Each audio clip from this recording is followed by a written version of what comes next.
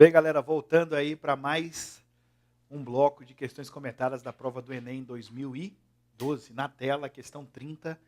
Vamos juntos aí. Em exposições de artes plásticas, é usual que estátuas sejam expostas sobre plataformas giratórias. Então, uma medida de segurança é que a base da escultura esteja integralmente apoiada sobre a plataforma, para que se providencie o equipamento adequado, no caso de uma base quadrada, que será fixada sobre uma plataforma circular. O auxiliar técnico do evento deve estimar a medida R do raio, adequado para a plataforma em termos da medida L do lado da base da estátua. Qual a relação entre R e L? Qual relação entre Qual relação entre R e L o auxiliar técnico deverá apresentar de modo que a exigência de segurança seja cumprida? Na verdade, gente, o que tem que acontecer é o seguinte, só para vocês entenderem, ver se eu consigo fazer um negócio bacana aqui. Só para vocês entenderem o raciocínio, é isso aqui, ó. E a escultura será presa dentro de uma base circular. Ficou muito legal, mas... E aqui, essa base, Não, peraí, gente, eu não vou desenhar não, porque agora vai ficar complicado aqui o desenho, não tá legal. Mas aqui seria o seguinte, só para vocês entenderem. Em exposições de artes plásticas, é usual que estátuas sejam expostas sobre plataformas giratórias. Uma medida de segurança é que a base da escultura seja integralmente apoiada sobre a plataforma. Para que se providencie o equipamento adequado, no caso da base quadrada, que será fixada sobre uma plataforma circular, cadê você? Está aqui, ó. O auxiliar técnico do evento deve estimar a medida R do raio adequado para a plataforma de medida de lado L. Então, para que vocês acompanhem o raciocínio, ele está se referindo ao raio, né? Então, ele quer saber qual a relação entre R e L o auxiliar técnico deverá apresentar de modo que a exigência de segurança seja cumprida. Na verdade, gente, o raio ele tem que ter uma relação, tá? Com o lado. Só que a gente não sabe que relação é essa sem fazer a conta. Então, no quadro aqui comigo, desenhando para vocês aqui, vai ficar mais interessante fazer isso aqui, ó. Eu faço aqui o círculo. Isso, aqui ficou melhor, né? Aí, aqui, gente, eu desenho a figura, a base quadrada, ó, que vai parecer um losango. Tudo bem? Lembrando que se é um quadrado, então aqui forma um ângulo de 90 graus. É isso que eu quero que vocês entendam. Assim, né? Aí, aqui do centro, ele vai ter o quê? O R raio. Então, para cá você vai ter duas vezes o raio. Você vai ter o que nós chamamos de diâmetro. E aqui a medida do quadrado é dada por L. Então, o que acontece aqui, gente? Só para vocês entenderem. Eu vou desenhar aqui do lado, tirando esse triângulo daí de dentro, você vai ter o seguinte.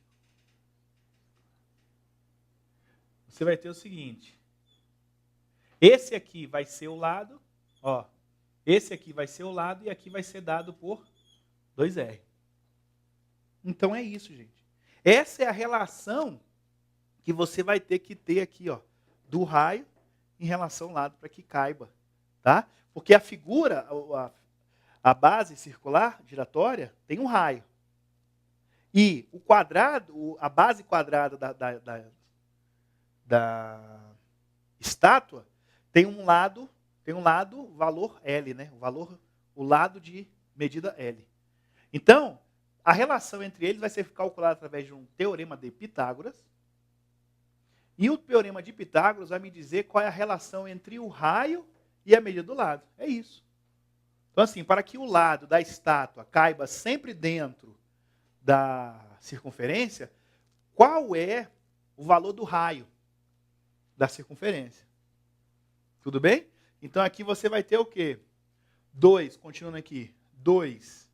Lembrando que a hipotenusa é sempre o lado oposto ao ângulo reto. Tá? Eu não me recordo se eu falei para vocês de teorema de Pitágoras. Teorema de Pitágoras. Teorema de Pitágoras trabalha o quê?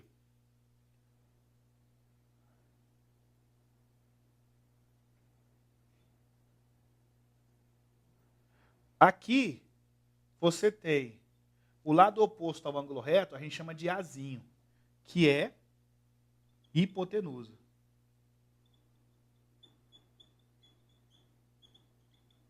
Esses lados aqui, eu vou chamar esse aqui de Bzinho, que é o cateto. E esse aqui a gente chama de Czinho, que é o outro cateto. Então, a ideia é a seguinte, gente. O Teorema de Pitágoras, ele fala o seguinte para a gente. O quadrado da hipotenusa é igual à soma dos quadrados dos catetos.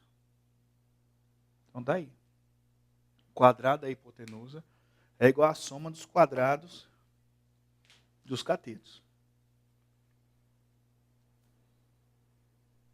Ok? Beleza. Então, aqui eu posso apagar, tá? Essa explicação aqui. E aí, a ideia aí, gente, é a seguinte. A ideia vai ser o seguinte. Volta para mim na figura, por gentileza. Não, na figura. Aqui, ó. A ideia para mim é a seguinte. Quando você tem a base quadrada da estátua, ela terá que ser colocada dentro de uma circunferência de raio R. Só que eu não sei qual é a relação do raio com a medida do lado. Então eu faço o quê? Eu coloco o quadrado, o losango, né, o quadrado dentro da circunferência. E aí, com base nisso, eu vou fazer uma relação entre o raio e a medida do lado, através do Teorema de Pitágoras. Então, quem é a hipotenusa ali? A hipotenusa é 2R. Então, aqui vai ficar como? 2R ao quadrado é igual a L ao quadrado mais L ao quadrado. E aí, o que você tem aqui? Você tem o seguinte, gente. Que esse 2 aqui, ó, ele é expoente do 2 e é expoente do R. E quanto que vale R ao quadrado? Quanto que vale R ao quadrado? 4. Quanto que vale 2 ao quadrado? 4. E quanto que vale R ao quadrado? R ao quadrado. Ok? Com base nisso, você vai ter o quê? 2L ao quadrado. Tranquilo? Beleza. Então, aqui eu quero fazer o quê? Ele pergunta a relação entre R e L. Então, eu vou isolar R.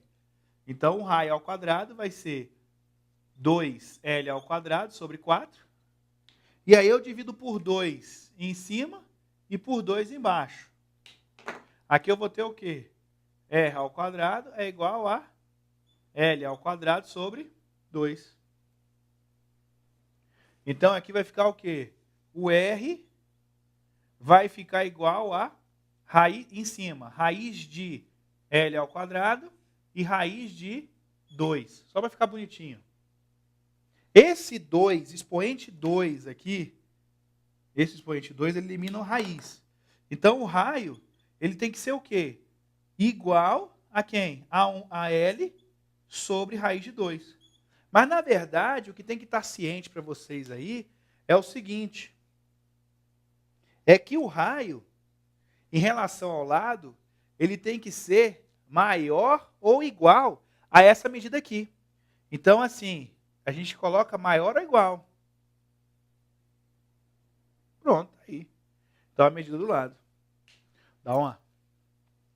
Agora eu vou passar um zoom no quadro com vocês, devagarzinho.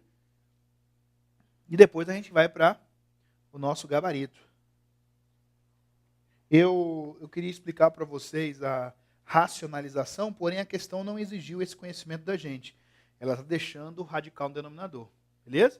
Então, colocando o gabarito na tela aí, nós temos que o raio, em relação ao lado, ele tem que ser maior ou igual a L sobre raiz de 2. Ok? Beleza. Então, questão 31 agora, na tela. Beleza. Questão 31. Tranquilo. Então, vamos juntos. O globo da morte é uma atração muito usada em circos. Ele consiste em uma espécie de jaula em forma de uma superfície esférica, feita de aço, onde motoqueiros andam com suas motos por dentro. A seguir, tem-se na figura 1 uma foto de um globo da morte. E na figura 2, uma esfera que ilustra um globo da morte. Ok? Beleza. Aí, na figura 2, a gente vai ter o quê? O ponto A está no plano do chão. Na figura 2. O plano A está na figura do chão. Onde está colocado o globo da morte. E o segmento AB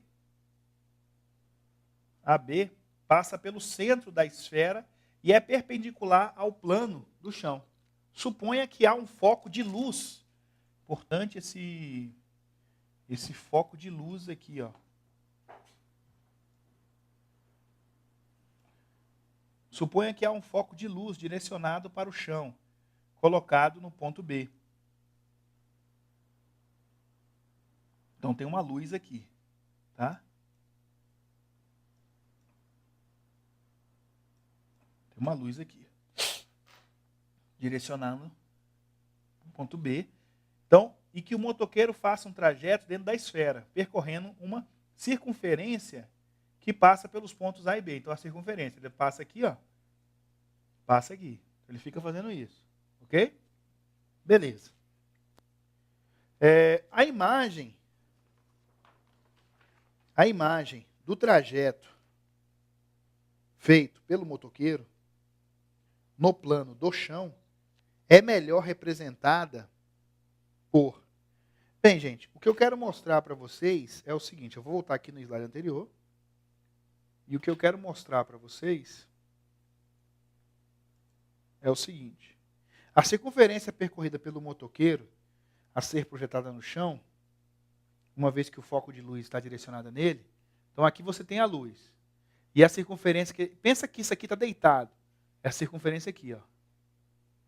Ok? Então, como a circunferência está na vertical, que é vertical esse aqui, em relação ao chão, sua projeção é representada por um segmento de reta. Entendeu? Então, essa daqui, gente, é o que você vai, como ele está fazendo na vertical, a sua... Está meio complicado, peraí. Vai chegando essa hora da madrugada, o cara vai ficando um pouco cansado. Olha só. Aqui, ó, acontece o seguinte. Ó, nossa, quase eu consegui. Eu quero mostrar para vocês o seguinte, que a luz que foca nele, no motoqueiro, faz com que pense um segmento de reta. É isso que eu quero que vocês entendam. Que essa luz vai descer para cá. Melhorou, quase consegui. Mas é isso, eu quero que vocês entendam isso. No chão vai sair um foco de uma reta. Tudo bem? Porque essa luz vai focar nele sempre, então vai sair como se fosse uma reta. Né? Então, mais ou menos isso. Tudo bem? E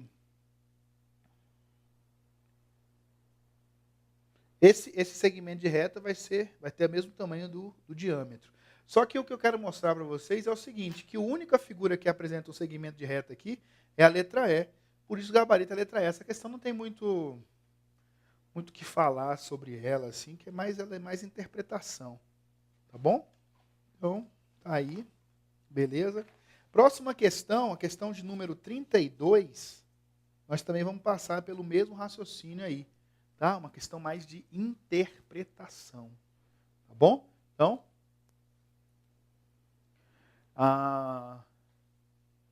beleza. Então, seguindo o raciocínio aí, ficou como?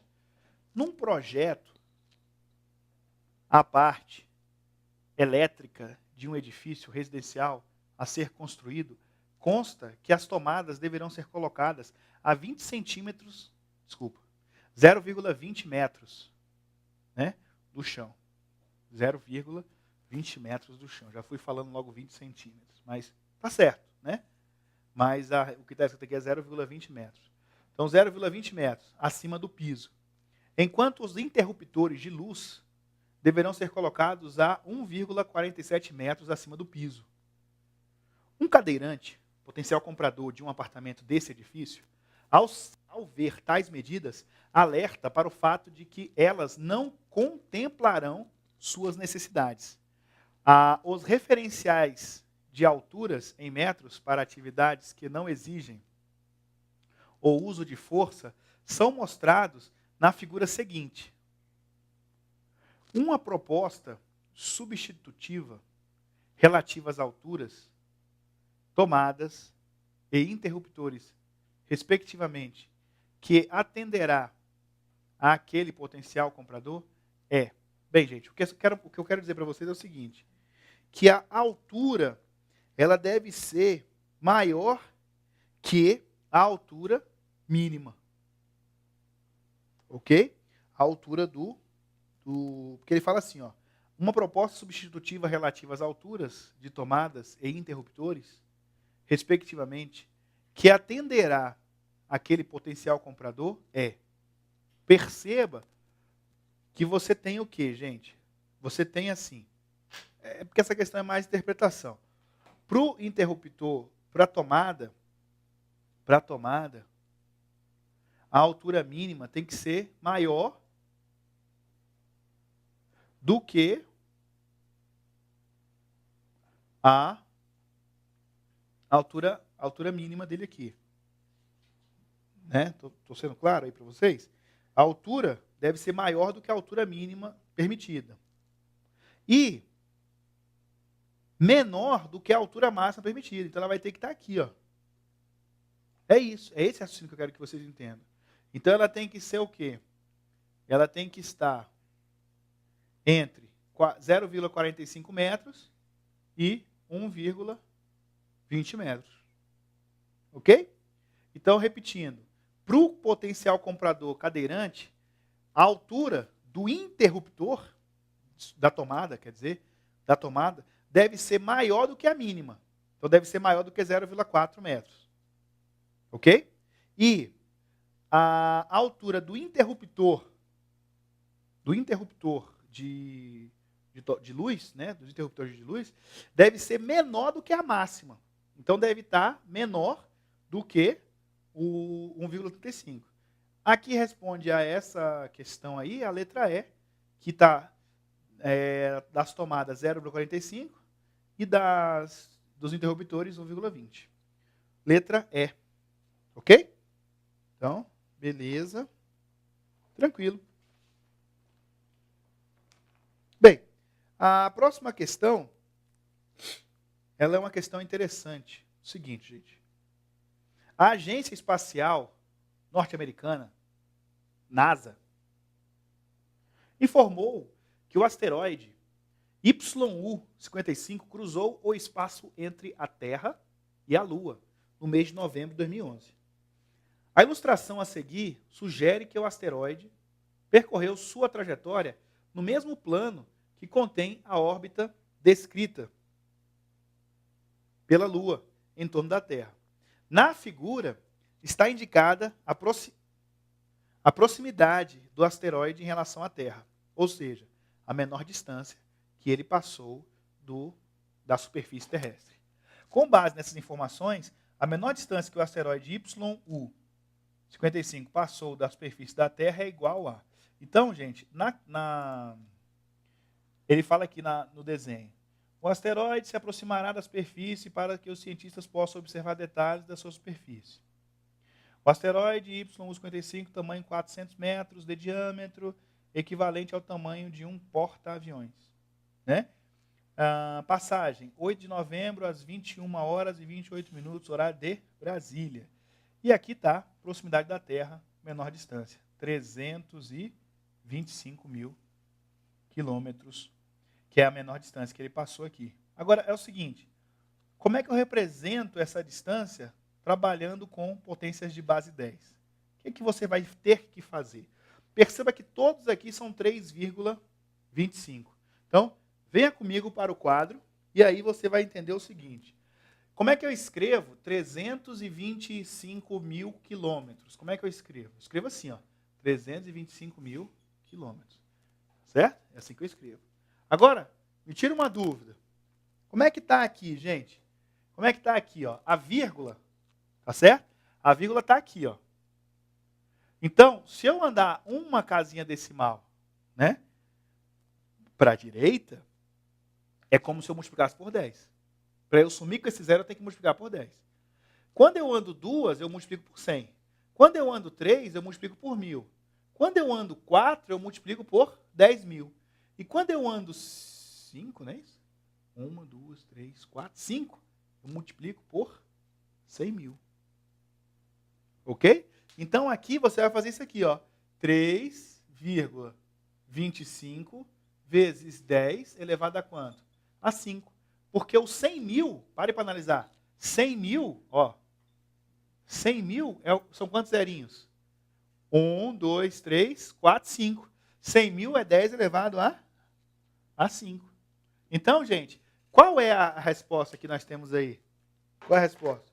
Então, voltando, vai ser 3,25 vezes 10 elevado a 5 quilômetros. Letra D, né? Letra D de dado. Então, tá aí, marcado letra D. Tranquilo, show de bola. Beleza? Podemos partir para a próxima questão. Tranquilo, sem medo de ser feliz. Ok? Bem, próxima questão é a questão de número 34. Ele fala o seguinte, gente, na questão de número 34. Há, em virtude da demanda crescente de economia de água, equipamentos e utensílios como, por exemplo, as bacias sanitárias ecológicas, que utilizam 6 litros de água por descarga, em vez dos 15 litros utilizados por bacias sanitárias não ecológicas. Conforme dados da Associação Brasileira de Normas Técnicas, a ABNT. Bem, qual será a economia diária de água obtida por meio da substituição de uma bacia sanitária não ecológica que gasta 60 litros por dia com a descarga por uma bacia sanitária ecológica? É isso que ele quer saber, né? Então vamos lá. Primeiro passo é o seguinte. Volta aqui comigo. Vamos anotar assim, ó. Bacia não ecológica. Bacia não ecológica. Quando a bacia não é ecológica, ela por exemplo, eu quero gastar 60 litros de água. Cada descarga, ela gasta 15 litros. Então, para gastar 60 litros, 15 litros, cada descarga eu dou quantas descargas diárias? 4 descargas. Está aí.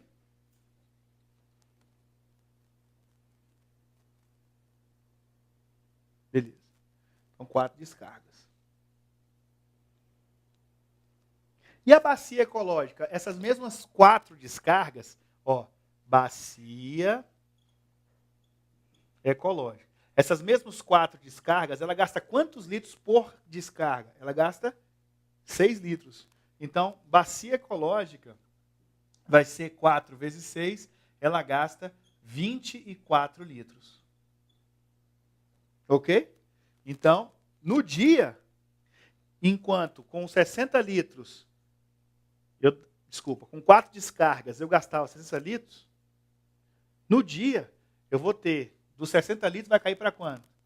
Para 24. Então, uma economia de 60 menos 24, uma economia de 36 litros. Foi tranquila essa questão, gente? Não, ou ficou tranquilo? Né? Posso recapitular aqui com vocês, só a título de revisão. Ó. Os 60 litros que eu falei que ia gastar no dia. Mas a bacia não ecológica, ela gasta 15 litros por descarga. Quando eu divido 60 por 15, eu encontro 4 descargas. Eu fiz uma ponte. Então, a bacia ecológica, ela gasta, com 4 descargas, ela vai gastar quanto? 24 litros. Ué, o que eu ia gastar 60 litros, eu passo a gastar 24. Então, tem uma economia de 36 litros. Está bem simples a questão, né? Acho que não teve, assim, letra B, né? Acho que não teve muita dificuldade, então, gabarito, letra B de Bosque. Tranquilo? Beleza. Agora, a questão de número 35. Questão de número 35, gente. A questão de número 35 eu vou resolver com você no próximo bloco. Vamos juntos?